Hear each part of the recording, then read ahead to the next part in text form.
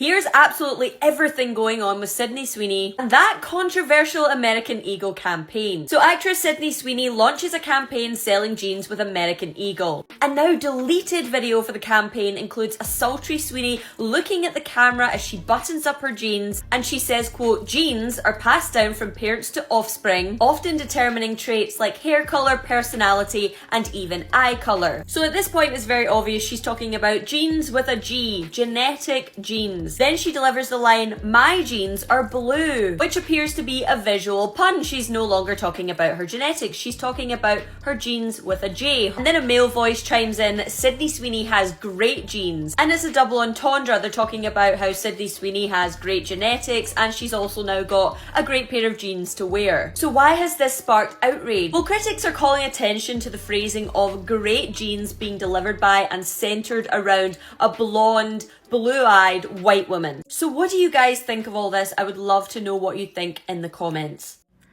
Genes are passed down from parents to offspring, often determining traits like hair color, personality, and even eye color. My genes are blue. Quick, someone explain to me how a woman with lip filler is making an ad about having really great genes.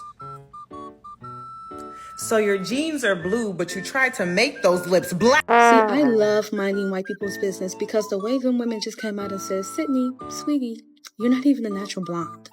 And if I'm not mistaken, I think that's like an insult when like a brunette tries to like pass as a natural blonde when we really know the truth. And when I first saw the ad, I thought it was very cringy because why is she talking like that? Like, are you trying to sell me jeans or a good time?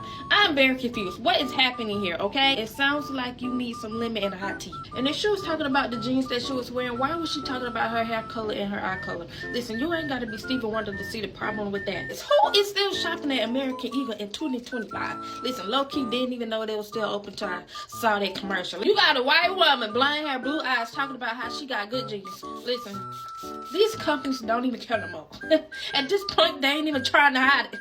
Genes are passed down from parents to offspring, often determining traits such as hair color and personality, and even eye color. Hey, eyes up here. I'm Sydney Sweeney and I have great genes. It's probably controversial, but I don't care. I love the new American Eagle campaign. Hear me out.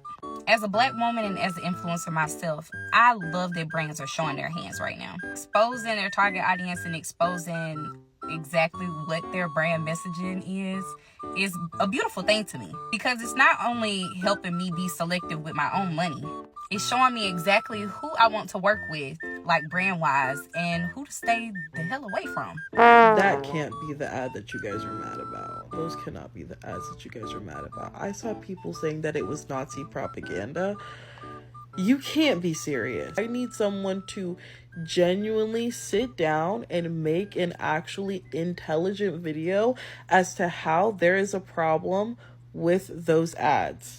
How is American Eagle and Sydney Sweeney's recent ad about good jeans any different from how other major retailers have utilized puns about good jeans with a J in their advertising?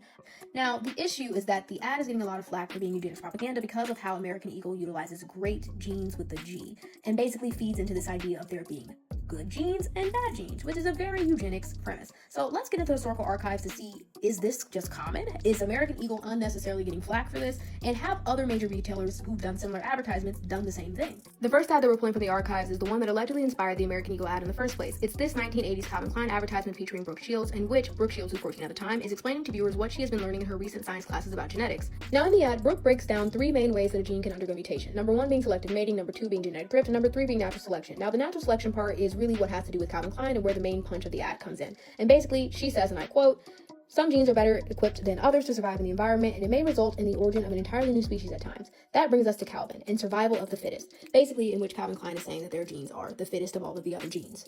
Now, when comparing the Calvin Klein and American Eagle ad, it's important and critical to know that even though genetics are explicitly talked about at length in the Calvin Klein ad, it's not done in the same way as the American Eagle ad, because whereas the American Eagle ad explicitly says Sydney Sweeney has great genes with G, this ad talks about genetics, but it doesn't say that Brooke Shields has great genes. It doesn't imply anything about the audience having good or bad genes. It doesn't really make a comment or really apply a positive or negative tilt to the genes being discussed. It just is talking about different ways of genetic mutation. And then the final punchline is notably centered on Calvin Klein having the fittest jeans with the J. At that point, we've moved on from talking about jeans with a G. The next ad that we're pulling from the archives is this Tommy Hilfiger and Aaliyah collab from the 90s. Now, similarly to the Brooke Shields ad, genetics are a topic in this advertisement, but it's notably different how it's done. Aaliyah starts off by basically talking about where she gets different traits from. And then the punchline of the ad is, and Tommy's not my dad, but I have Tommy's jeans, because she literally has on Tommy Hilfiger jeans. So as we can see, this is again notably different from the American Eagle and Sydney Sweeney ad, because nowhere in this entire advertisement does anybody talk about good jeans, bad jeans. She didn't even say if Tommy's jeans are good or bad. She just says she has on Tommy's jeans. And the last ad I'm going to point out is this one from Old Navy featuring Precious Lee, in which the caption is, Precious Lee has good jeans with a J. No mention is made to jeans with a G here at all.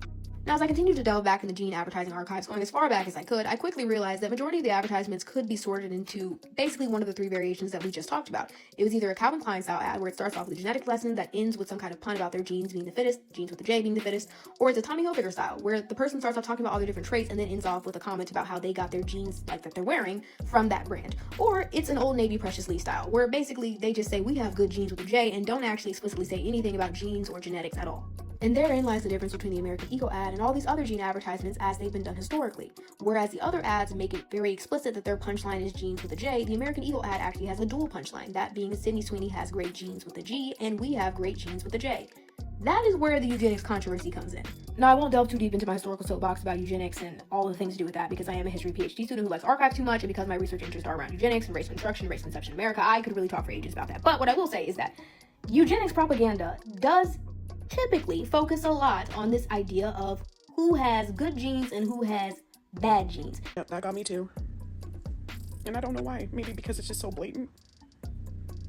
I keep thinking that people just are not gonna believe us until we're hung out there, but then even then I feel like they'll be like, oh no. Kind of like they are with. I see the same perpetual self-imposed victimhood. You know, I did a post about saying, hey, like, these are the action steps that we really need to see from the good whites. Where I said, I need protection, put my cash out. And she goes, well, would you just rather white women just not follow you at all anymore because da, da, da. And I'm like, yeah, definitely unfollow me. If you thought you being here and clicking a follow button was doing me a favor, same as that one guy, whatever his name was, descendant of the oppressor. He's like, well, Lindsay still does a good job and I appreciate her work and labor, so I'm gonna still follow her. No, definitely unfollow me.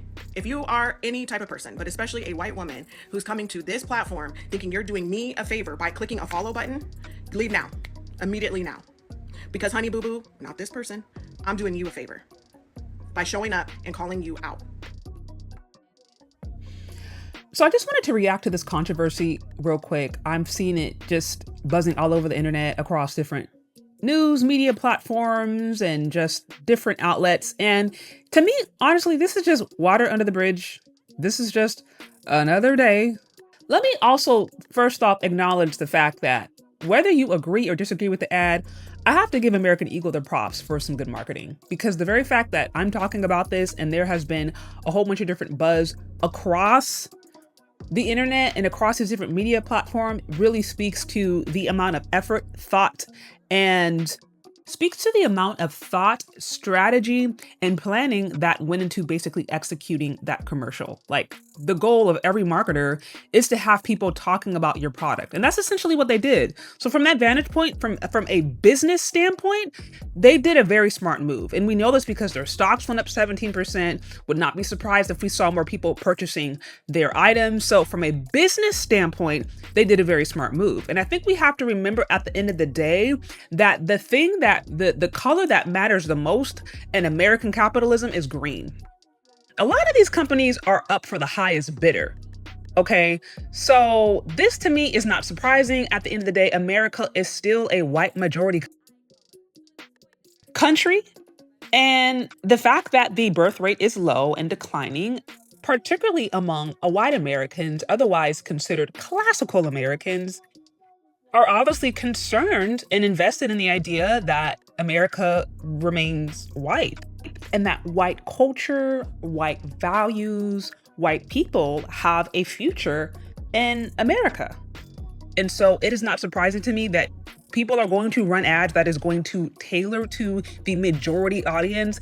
And yes, is it surprising to me that there's going to be a pun or there's going to be innuendos to eugenics and white purity in this social climate? Like, no. Like, this is like, duh. Anybody who knows American history and understands these cycles and understands how this stuff goes, it's just like, bruh, they're just making a good business move. We understand who's in office, and we also understand the political implications. You're talking about making America great again. There is a history to that. You have to remember the context of what that means, and we have to also like look at the entirety of American history. So none of this is surprising to me. None of this is surprising to me. I think ultimately American Eagle was making a business move. I think they were absolutely flirting with racialized propaganda to try to make some money, because there is a market for that. There's always been a market for that, and that market is becoming more emboldened. So as a Black person in America, it's like, I think you just need to be aware that that's never gone away. That's always been there. It will always be there. And as long as America and as long as America itself remains majority white, or at the very least has a majority white rule and continues to, we can expect exactly that. And I'm like, that's just another day in America. Like, it's that deep. Anyways, y'all, that's what I got. What do y'all think? Do you agree or disagree? Let me know down in the comments section. Thank you so much for listening if you've gotten this far, and we'll talk later. Bye.